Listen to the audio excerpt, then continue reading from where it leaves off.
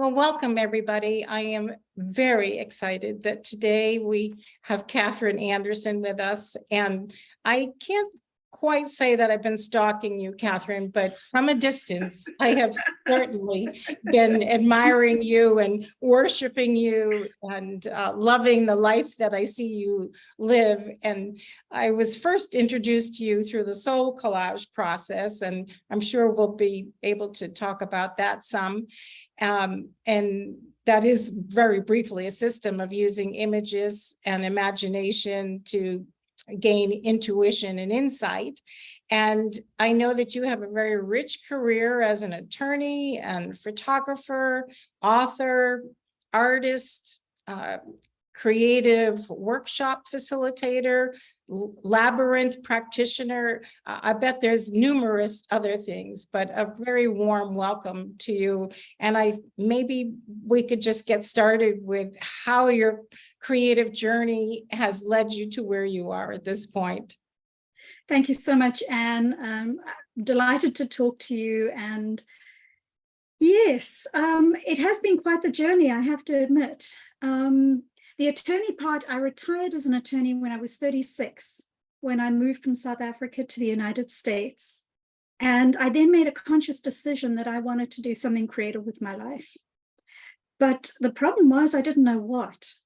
So I ended up buying a photography franchise doing children's sports photographs, which I did for 10 years, and which was definitely not who I was. But it was a way to fulfill some of the things I needed at the time. And one of them was spending a lot of time with my children, who were 6 and 9 when we came to the United States. And it's funny, you look back and I know at the end of 10 years, I was totally burnt out from that. But I look back now and I realize it was part of my journey.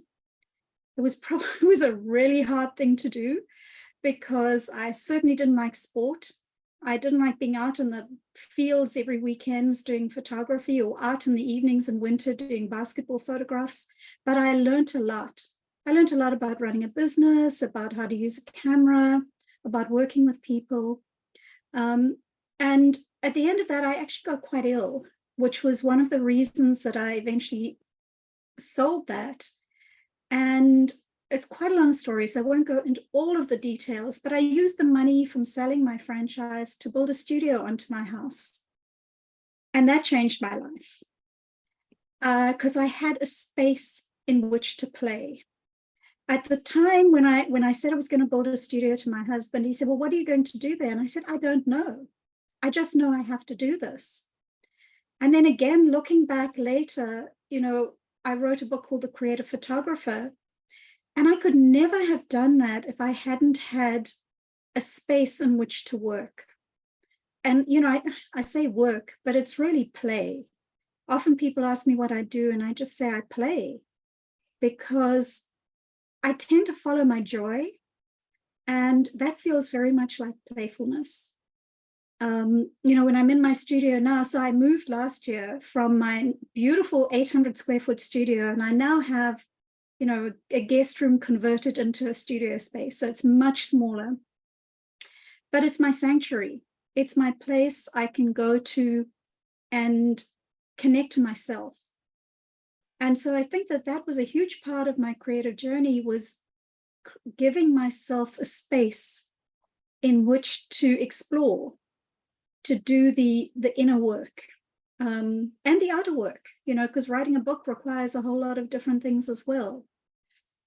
So that led, in 2004, I happened to be on Amazon looking for a book on collage and came across SoulCollage. And something in the word SoulCollage just spoke to me. And I went and looked online and found this training in California. I'd never been to California in my life before. And I just decided I was going to go and booked my ticket and went and trained with Sina and Kailia in 2004. And that sort of started changing my life. And at that time, I still had my photography business, but I would get friends around and slowly start doing things. I didn't have my studio. So things happened very slowly and very organically. But SoulCollage was a huge part of me learning to get to know myself and to understand what I wanted out of my life. Because I think sometimes, especially if you're like I did growing up, you know, there was this expectation of maybe getting a good job. And I did. And, you know, my dad was an attorney. My grandfather was an attorney. It sort of seemed like a logical field to go into.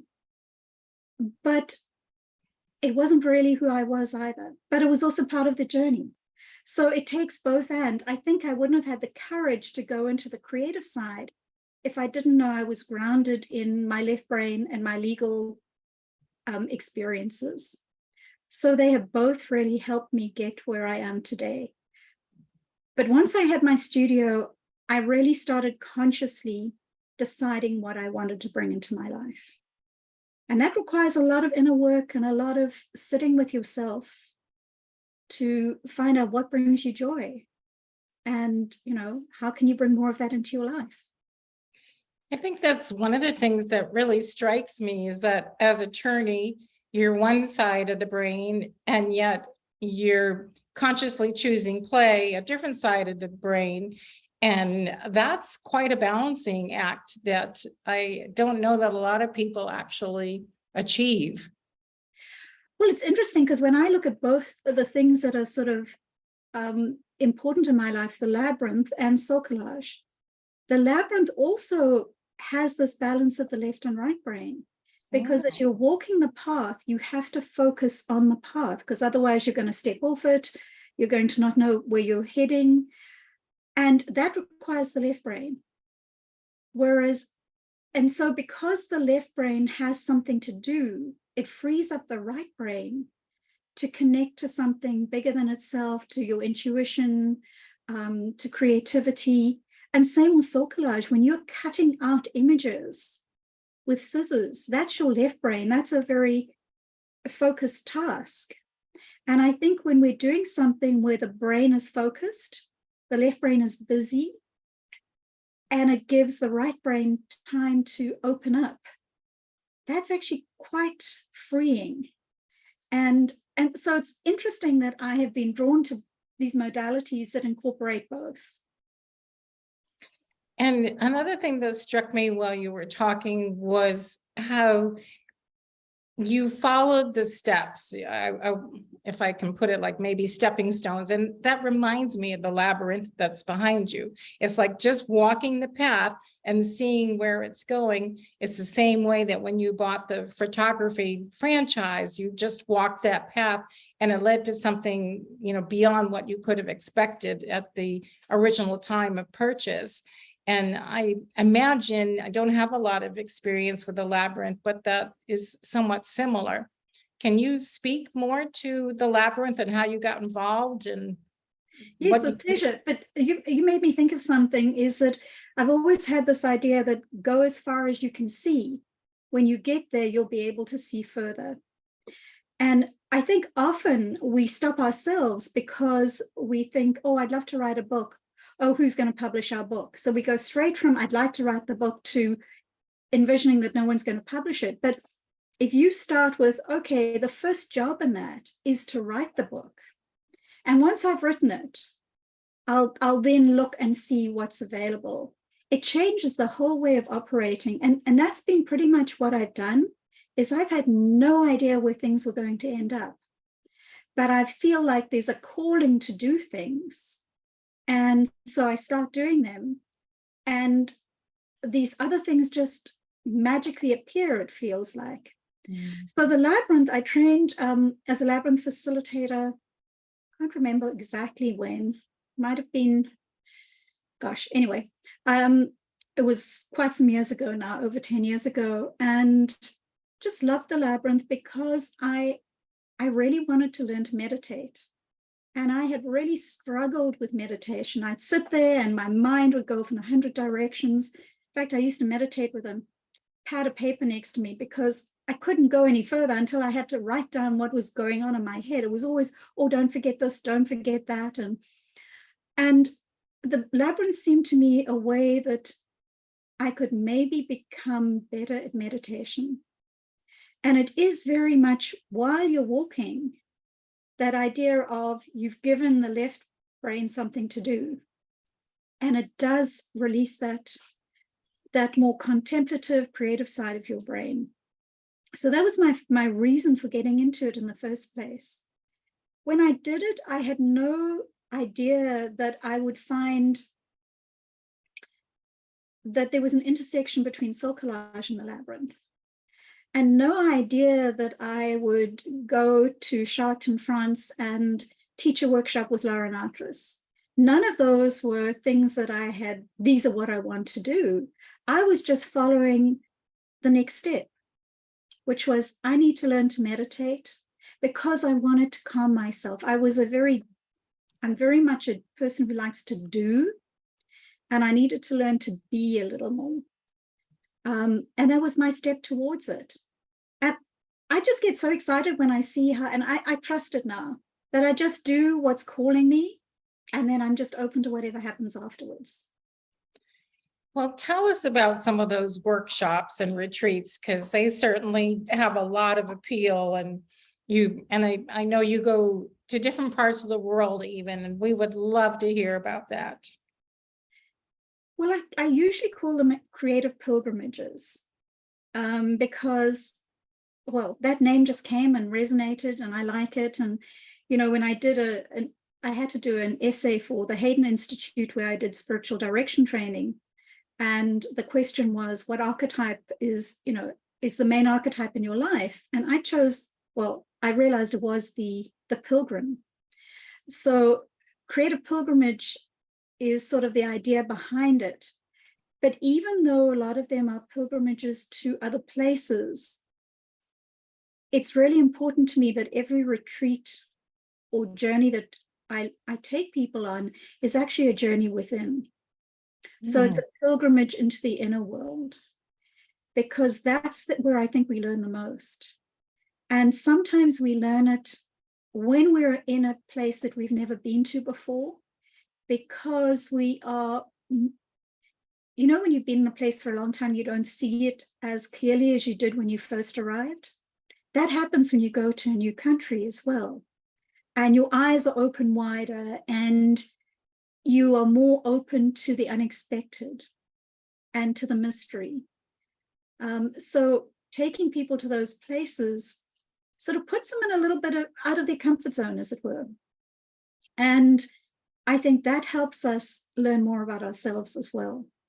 So everything becomes a learning experience.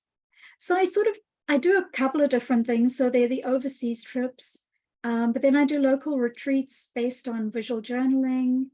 I love doing retreats where I combine SoulCollage and the Labyrinth. And then I do trainings as well. I do Labyrinth Facilitator trainings and SoulCollage Facilitator trainings. And those are different because those, you know, I'm teaching people what they need to know for those trainings. But I love the retreats where we can have a lot of spaciousness. I think that was what I learned about myself, was in the first part of my life, I didn't have enough spaciousness in my life. Everything was, you know, when you're a mother and you're a wife and you're an attorney, and, you know, there's a lot to get done in the day and you're rushing from one thing to the other. So as I've got older, I've tried to rush less and try to do one thing at a time instead of a dozen things like I used to do. So, yeah. Oh boy, I just love your path. I have this, I know this quote that you wrote: I'm one of those fortunate people who spends my days doing what I love, be teaching in my studio, exploring the world with my camera, journaling, walking my labyrinth, creating with fabric, image, paper, and other mediums, and generally living a creative life and spending time with my family. You have a life that I think others, you know, dream about and find so peaceful. And it's just amazing how you have cultivated life to really reflect that back to you and provide that for yourself. And then you turn around and you provide that possibility for other people to discover it inside. It's just so beautiful. Well, I've done a lot of work on myself.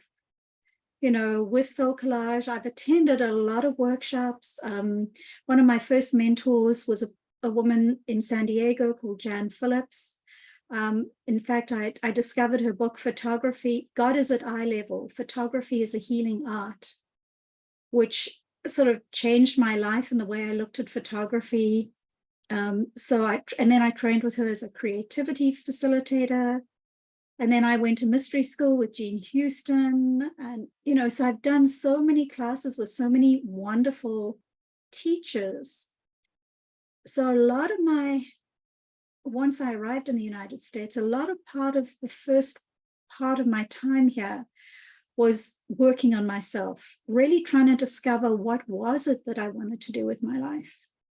In a way, I was lucky. I was 36 when I arrived here, and I had the opportunity to recreate myself.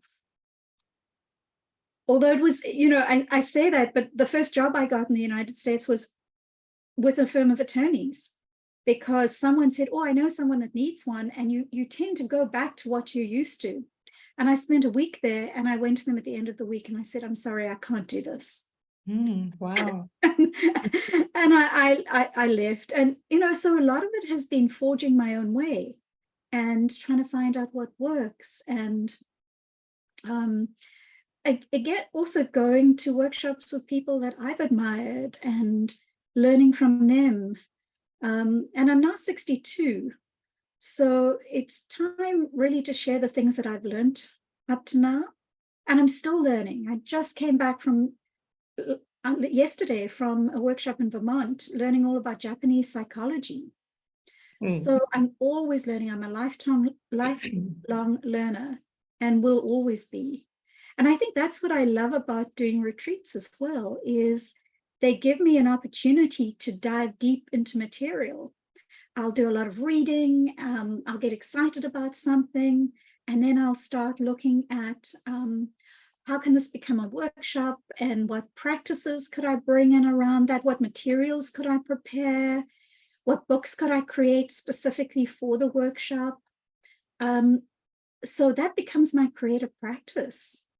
I do work in my visual journal or make SoulCollage cards, but my real creative practice is finding topics that make me come alive, and then looking at how I can put them into the container of a retreat and offer them to other people. Because I often think, if it makes me feel alive, hopefully it will do that for someone else. And then it gives me an excuse to make stuff, because I love making stuff.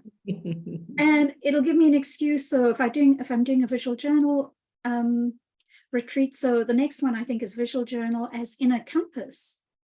So I'll create a book of 120 pages with pictures of maps and anything related to journeys, so people have those resources. And I wouldn't do that if I didn't have the retreat to do it for. So it gives me a reason to create and make things. So it's sort of win-win for me on both sides. I get to do what I love, and then I get to share it. Well, speaking of your photography, I just, I have several of your multiple books here, and they are just so gorgeous. So I'm just going to hold up a couple of photos that I just think are so spectacular. And I can't imagine, you must have absolutely traveled the world to accumulate these beautiful photographs. Well, I'll tell you a funny story about how these books started. I was doing my second apprenticeship as a SoulCollage trainer in California. And after the training, we were all sitting around talking about copyright-free images and the problem that facilitators have if they want to create cards to advertise a workshop that needs copyright-free images. And I said, I have so many photographs from my travels. I don't mind them going out as copyright-free images. Maybe I can create a book of images that people can use. Because the way I see it with my photographs, I'd much rather they were out in the world having a life of their own than sitting on a computer that I'll probably never have time to look at them again. And so I created the first Collage Imagery 1 book, which was just collage imagery. I didn't know there were going to be any others after that. And it became something that people needed and used. And And so I've just continued. So once I'd done one and learned how to do it, it was easy to do others. And then I wanted to do a workshop with doorway photographs. And so I collected all my doorway photographs. And then I realized I could make them double-sided so you could open the doors. So it just becomes this rich abundance of play for me when I'm doing this. And, I only create those books when I feel in the mood to do them. Or if, like the seashells and shorelines book, I was invited to come and teach a workshop in Maine. And I thought, they need pictures of the shoreline and shells because we're on the coast and we're by the sea. And so I created that because I was going there. So it's never, I have to create a book. It's the book wants to be created. And I just happen to have photographs that'll work for that. They're just really exquisite, and I use them in all of my SoulCollage workshops and sessions, and they are my favorite. So just thank you so much for making them available. Well, I'm so glad you enjoy them. Oh, absolutely. And now you've mentioned the archetype pilgrim, and I think that's really interesting. And I'm also kind of hearing maybe something around student, but can you speak a little bit to what your understanding of archetypes is? And is there one in particular that you would like to expound upon? Well, I think for me, an archetype feels like this pattern of energy out in the world that's sort of larger than me, that allows me to claim it and using it in my life,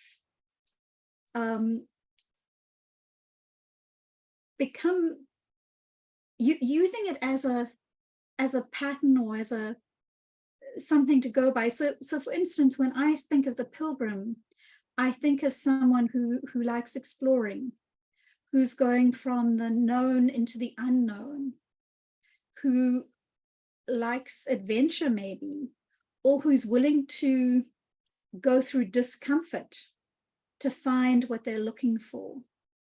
And I would say for the pilgrim archetype, why, originally I thought, maybe I'm the creator archetype because I have to create. If I'm not creating, I feel like I'm going crazy.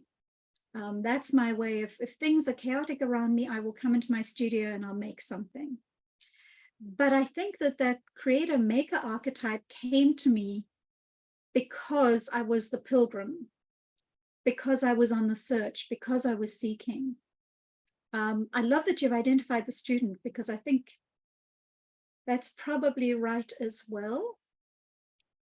And then maybe because as a pilgrim, you also learn a lot when you're on the road and when you're going to new places. So I had to find one archetype. And so that was the one I settled on because it seemed to contain some of these other archetypes as well. Now, have you looked at kind of combining the art and archetype? I know that we do it with SoulCollage often in an intuitive sense, but have you done that with an intentional purpose as well? Probably not. Probably not. You don't necessarily have a SoulCollage card for your pilgrim? Yes, I do. Yes, I definitely have a pilgrim card. I have a creator card. I have a teacher card as one of my archetypes. In fact, the teacher card was the very first SoulCollage card I ever made.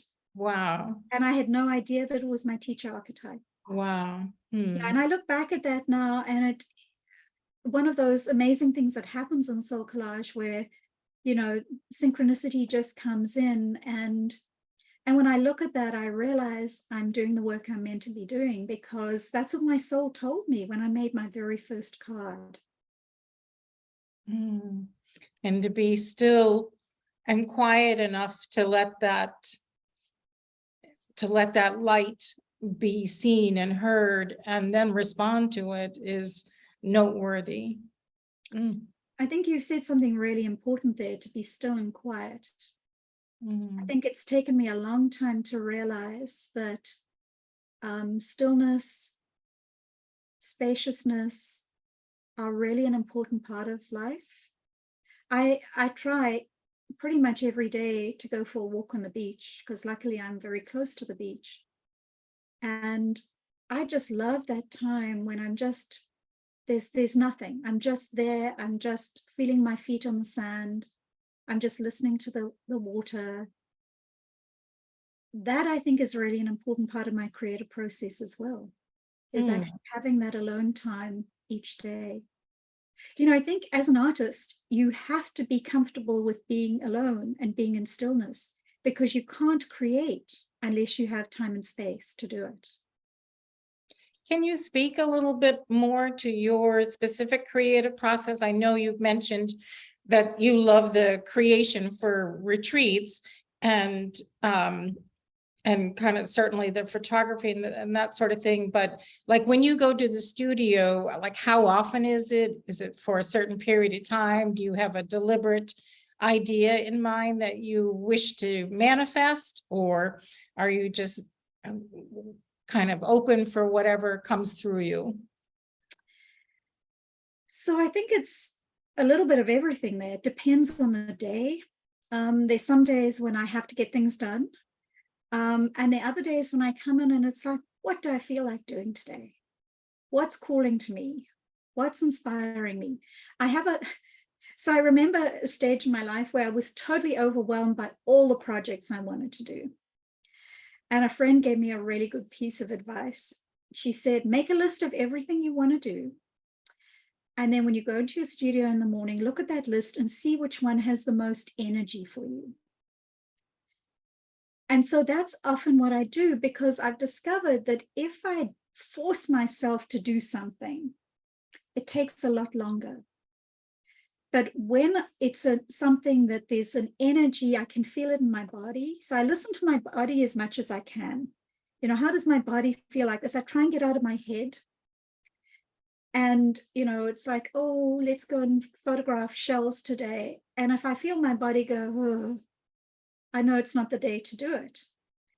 But some days I'll wake up and that's all I want to do is take my camera and go and photograph things.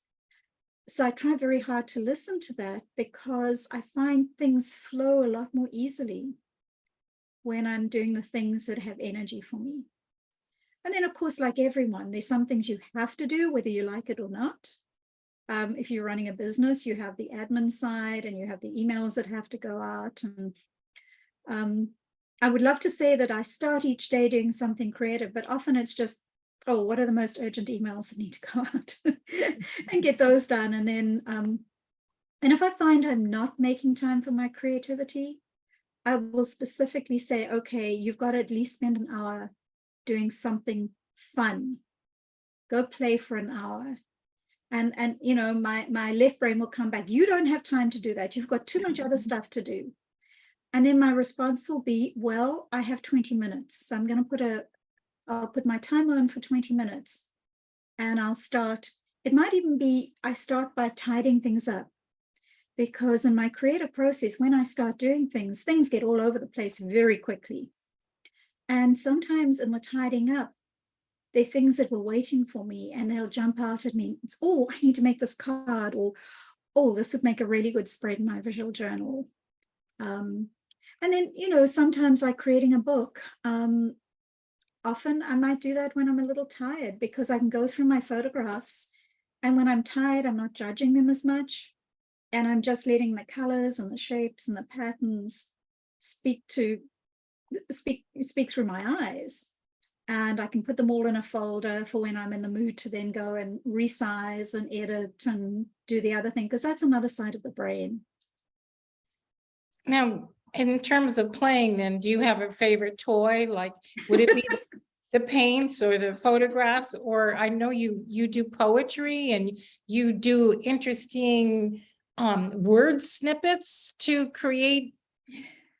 And then you got the journaling aspect. And I can see that that's a tough question. That is a tough question. I'm looking around my studio now and saying, well, I suppose my favorite, and it's not really a tool, but my favorite material is images. You know, just if I'm stuck, I'll get a box of images and start going through the images. And I have so many of those. So there's always something. And, you know, half an hour later, I might still be going through the box, but I've put a ton of things aside and I've had a lot of ideas. Do you still work with fabric at all? Because I know at one point you were a quilter. I don't know if you still enjoy that or not. I don't have the space for it right now because we've moved into a much smaller home and I don't have space to store fabrics and put my sewing machine out. I still have my sewing machine, but it's actually a machine that I bought 32 years ago when my daughter was born. So it came with me from South Africa. So I often use my sewing machine, and I know you do a lot of beautiful quilting work with fabrics, but I often use it on papers and in journals and sewing on photographs. Adding texture to a photograph. So that's how I've used it a lot more recently. Sewing was a big part of my life when I lived in South Africa. I would practice law during the week, and on Saturdays I would teach quilting classes. But they weren't fancy quilting quilts like the ones that you do. They were the quilt in a day type classes where we'd cut strips and we'd make the log cabins. And we'd birth the quilts, you turn them inside out and birth them. And gosh, I really enjoyed that. That was my creative outlet. When I was an attorney, I'd come home from work and I'd have to go into my sewing room. And if I didn't spend at least half an hour in there, I would feel like I wasn't centered and I wasn't grounded. So that was very much part of my life for a long time. And I do little bits. I do stitch labyrinths now, using just yarn and couching and make labyrinths. And that's fun to do, really like. There's some pictures of those on my Instagram account. Yeah. Oh, well, we're going to include the Instagram address as well as the website address so people can do some more investigation and exploration. You just have so much that you bring to this conversation. I know we could go on endlessly, but I want to just probably end with a big question, because I do like the deep kind of soul conversations, and that is, what would you want the world to know? What do you want the world to know? So I think if I had to sort of put that into a short sentence, what I'd like them to know is that they have the answers within them, that we all have the wisdom we need within us, and that we need to make time, we need to make spaciousness in our life to hear the voice of the soul. It doesn't happen when you're busy all the time. So spaciousness is really important. And I would also like to remind people that play is really important. Play and, you know, make time to play. And I think if you make time to play, the rest just follows. You know, I have a little saying on my website, and it's, I'm living at the intersection of creativity and wonder. So the idea of where are you living? You know, what intersection are you living at? And wonder, you know, because wonder to me is that's the center of this world that we live in. We get so used to, and this is where photography comes in, we get so used to looking at the world around us and just taking it for granted. But if you really go out there with a camera and let's say go look at something really, really close up, there are these most wondrous worlds around us that we don't even see. So make time to play and make the space so that your soul can speak to you. Living at the intersection of play and wonder? Creativity and wonder, but it could absolutely be play and wonder too. Creativity and wonder. Oh, what a wonderful place to leave us. And thank you so much for sharing yourself and the time with us today. And very much look forward to showing up on one of your treats one of these times for sure. Well, thank you so much, Anne, and thank you so much for the really deep, great questions. Thank you. You really know how to come up with some wonderful questions. Thank you. Thank you, everybody, for joining us today. And please check out Catherine's website and Instagram. Thank you.